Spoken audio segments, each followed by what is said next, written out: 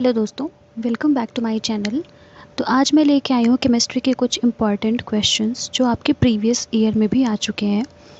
तो सबसे पहले हम स्टार्ट करते हैं कुछ कंपाउंड्स और उनके कॉमन नेम्स। तो सबसे पहला आपका आता है बेकिंग सोडा। बेकिंग सोडा को हम सोडियम बाई कार्बोनेट बोलते हैं और इसका फॉर्मूला होता है NaHCO3। दूसरा आपका ब्लीचिंग पाउडर, इसको हम कैल्शियम ऑक्सीक्लोराइड बोलते हैं और इसका फॉर्मूला होता है CaOCl2। नेक्स्ट आपका ब्लू विट्रियोल, इसका नेम है कॉपर सल्फेट और इसका फॉर्मूला है CuSO4 इंटू XH2O, जहाँ पे X वो नंबर ऑफ वाटर मॉलिक्यूल्स हैं। देन आता है आपका बोरैक्स। बोरैक्स को हम बोलते हैं सोडियम टेट्राबोरेट और इसका फॉर्मूला होता है Na2B4O5 OH का whole 4 into 8H2O। Next compound है आपका कार्बोलिक एसिड। इसको हम नॉर्मली फिनॉल नाम से जानते हैं और इसका फॉर्मूला होता है C6H5OH।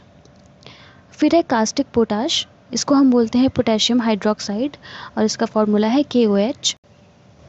नेक्स्ट है आपका चिले साल्ट पीटर, तो इसको हम सोडियम नाइट्रेट बोलते हैं और इसका फॉर्मूला होता है NaNO3। फिर है आपका क्लोरोफॉर्म, इसको हम बोलते हैं ट्राई क्लोरो मीथेन और इसका फॉर्मूला है CHCl3। नेक्स्ट है आपका ड्राई आइस, तो जो सॉलिड CO2 होती है उसको हम ड्राई आइस बोलते हैं। फिर है आपका इप्सम सॉल्ट, तो इसको हम बोलते हैं मैग्नीशियम सल्फेट हेप्टाहाइड्रेट और इसका फॉर्मूला होता है MgSO4.7H2O। नेक्स्ट है आपका गैलेना, तो लेड सल्फाइड को हम बोलते हैं गैलेना और इसका फॉर्मूला होता है PbS। नेक्स्ट है आपका ग्रीन विट्रियोल, तो फेरस सल्फेट हेप्टाहाइड्रेट को हम ग्रीन विट्रियोल बोलते हैं, उसका फॉर्मूला होता है FeSO4.7H2O।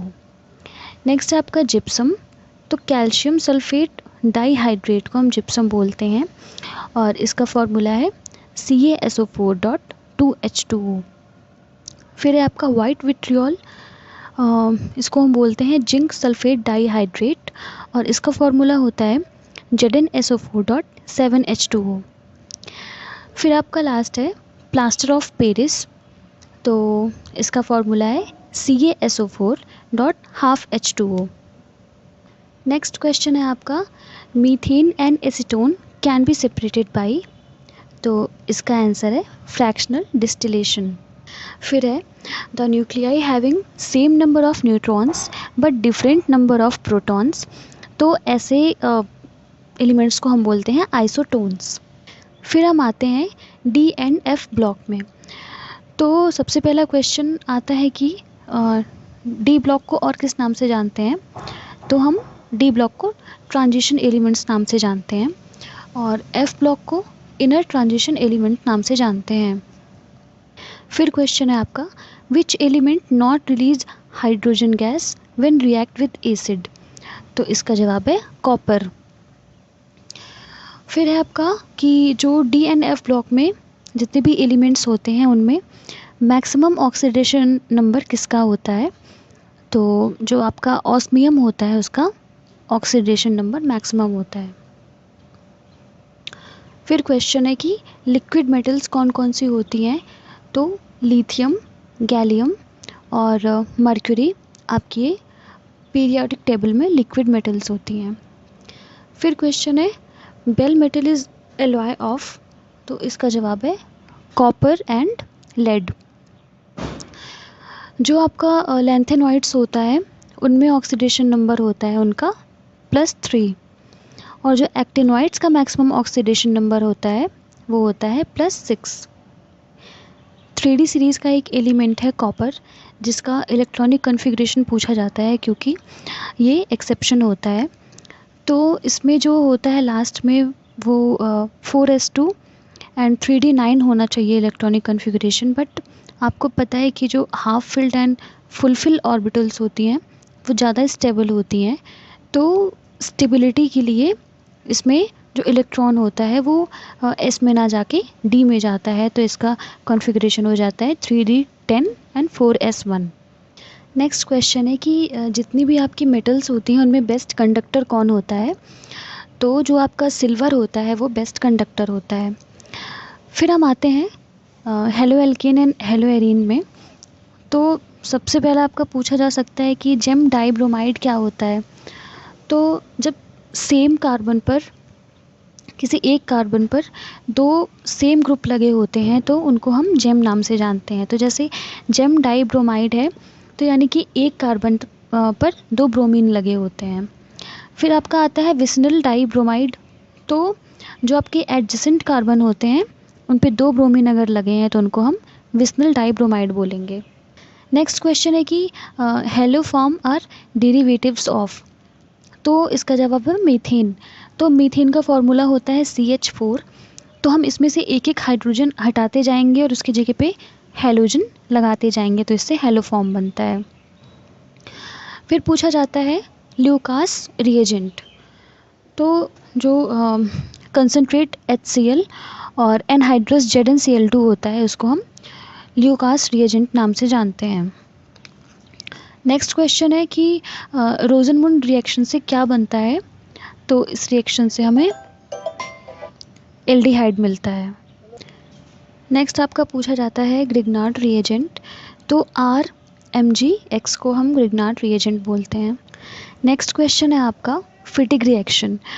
तो जब दो क्लोरोबेंजीन दो सोडियम से रिएक्ट करते हैं in the presence of dry ether तो बनता है डाइफिनाइल। इस रिएक्शन को हम बोलते हैं फिटिग रिएक्शन। नेक्स्ट क्वेश्चन है आपका कि boiling point of alcohol is more than corresponding ether. तो ये क्यों होता है? Due to hydrogen bond in alcohol. तो जो हाइड्रोजन बॉन्ड होता है वो इंटरमोलिकुलर बॉन्ड होता है जिससे कि एल्कोहल का बॉइलिंग पॉइंट ज़्यादा हो जाता है। फिर पूछा जाता है एसिडिक नेचर, वाटर और एल्कोहल में से किसका ज़्यादा होता है? तो जो वाटर होता है उसका एसिडिक नेचर ज़्यादा होता है। Reactivity order of acids. तो इसमें जो HI होता है उसकी सबसे ज़्यादा रिएक्टिविटी होती है, फिर आपका HBr आता है और फिर आता है HCl। नेक्स्ट चैप्टर आपका है बायोमोलिक्यूल्स। तो इसमें सबसे पहले हम बात करते हैं मोनोसैकेराइड्स की। तो ग्लूकोज, फ्रक्टोज, राइबोज ये आपके होते हैं मोनोसैकेराइड्स। सुक्रोज आपका होता है ओलिगोसैकेराइड्स और माल्टोज एंड लैक्टोज ये होता है पॉलीसैकेराइड। फिर हम बात करते हैं कुछ विटामिन्स की और उनके कॉमन नेम। तो विटामिन A होता है उसका कॉमन नेम होता है रेटिनॉल। विटामिन B1 इसका नाम होता है थियामीन। विटामिन B2 इसको हम बोलते हैं राइबोफ्लेविन। विटामिन B12 इसका नाम है साइनो कोबालामीन। विटामिन C को हम बोलते हैं एस्कॉर्बिक एसिड। विटामिन D को हम बोलते हैं कैल्सीफेरॉल और जो आपका विटामिन E होता है इसको हम बोलते हैं टोकोफेरॉल्स। फिर हम बात करते हैं पोटाश एलम जिसको हम नॉर्मली फिटकरी बोलते हैं, उसका फॉर्मूला क्या होता है? तो K2SO4.Al2SO4 का होल थ्राइस इंटू 24H2O ये आपका फिटकरी का फॉर्मूला होता है। देन हम बात करते हैं मोहर सॉल्ट।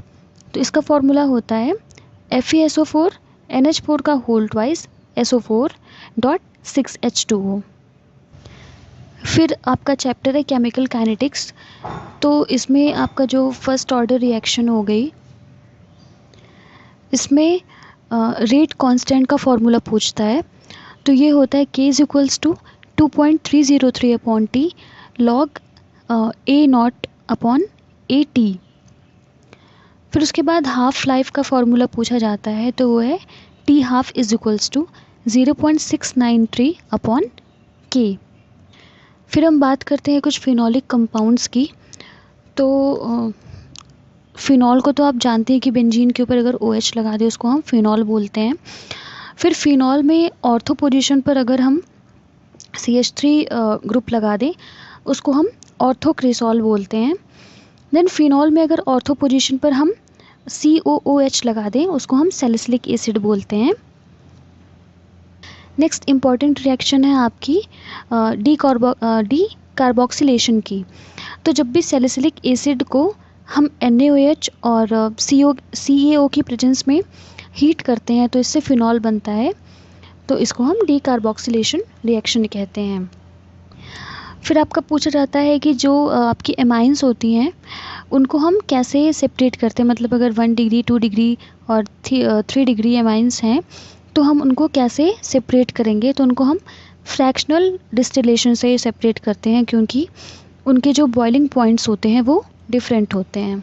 फिर आपका एनिलीन का फॉर्मूला पूछा जाता है, तो हम C6H5NH2 को एनिलीन कहते हैं। फिज़िकल केमिस्ट्री में आपसे मोल्स निकालने को भी पूछा जाता है, तो इसके 3 फॉर्मूले हैं। पहला तो number of moles is equals to weight upon molar mass, then है आपका number of moles is equals to volume upon 22.4, third है आपका number of moles is equals to N upon Avogadro number. फिर आपके कुछ कंसंट्रेशन टर्म्स हैं, जिसमें पहला है नॉर्मेलिटी। तो normality is equals to mass of solute upon equivalent mass into volume of solution. फिर है मोलैरिटी। तो molarity is equals to number of moles of solute upon volume of solution in litre. फिर आता है आपका molality. तो इसका formula होता है number of moles of solute upon amount of solvent in kg। फिर आपसे पूछा जाता है कि ppm यानी कि पार्ट्स पर मिलियन। तो इसका फॉर्मूला होता है मास of solute in gram upon volume of solution in ml into 10⁶। तो आज का वीडियो यहीं पे ख़त्म करते हैं, मिलते हैं अगले वीडियो में, तब तक के लिए बाय।